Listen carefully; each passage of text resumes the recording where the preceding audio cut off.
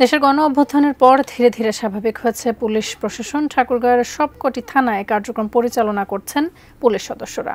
বিস্তারিত জানবো সদর থানার সামনে থেকে যুক্ত হব প্রতিনিধি এমএস আমাদের সাথে। সামাদ, দেশের একটি সংকটময় পরিস্থিতি কাটানোর পর পুলিশ সদস্যরা আবারও ফিরতে শুরু করেছেন কাজে।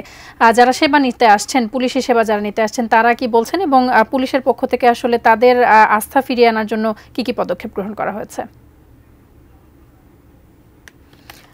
সামাদ, একটু জানতে চাই যে এই সংকটময় পরিস্থিতি কাটিয়ে যারা কাজে ফিরেছেন পুলিশ, তারা আসলে মানুষের আস্থা ফেরত আনতে কিভাবে কি পদক্ষেপ তারা নিয়েছেন এবং যারা পুলিশের সেবা নিতে আসছেন সেই জনগণরা আসলে কি বলছেন পুলিশের সেবা সম্পর্কে?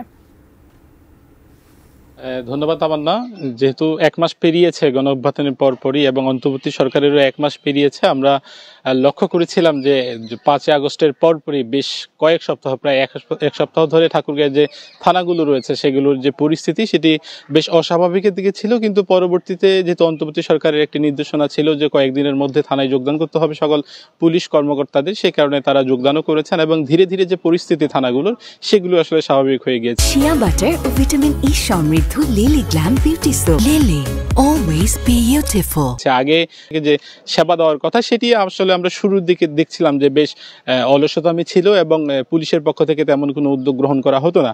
যদিও সেনাবাহিনীর পক্ষ থেকে আমরা এখনো লক্ষ্য করছি, যদিও পরিবেশ স্বাভাবিক হয়েছে এবং থানায় যারা ভুক্তভোগী রয়েছেন তারা প্রতিনিয়ত আসছেন এবং নিয়মিত যে সেবাটা দেওয়ার কথা সেই সেবাটাও থানার পক্ষ থেকে দেওয়া হচ্ছে। অন্যদিকে এখনো কিন্তু সেনাবাহিনীর যে এখানে ক্যাম্প রয়েছে এই ক্যাম্পেও কিন্তু অনেক ভুক্তভোগী আমাদের নজরে এসেছে যারা সেই সেবা নেওয়ার জন্য যাচ্ছেন। তবে যারা ভুক্তভোগী রয়েছেন তাদের অভিযোগ রয়েছে রাতের বেলা যদি কোনো ঘটনা ঘটে থাকে সেক্ষেত্রে যদি পুলিশকে তারা ফোন দেয় তাহলে তারা সঠিক সময় সঠিক জায়গায় তাদের যে সেবাটি দেওয়ার কথা বা জনগণের দোরগোড়ায় যে যাবার কথা সেটি তারা আসলে পান না। এই অভিযোগটি বেশ কয়েকজন ভুক্তভোগী আমাদের কাছে করেছেন। অন্যদিকে আমরা পুলিশের সঙ্গেও কথা বলেছিলাম, তারা কিন্তু আমাদেরকে জানিয়েছেন যে মোটামুটি পুরোপুরি স্বাভাবিক হয়ে গিয়েছে পরিস্থিতি এবং ঠাকুরগাঁয়ে 5টি উপজেলায় 5টি থানা এবং রুইহা এবং ভুল্লি অর্থাৎ 7টি থানা রয়েছে এ জেলায়।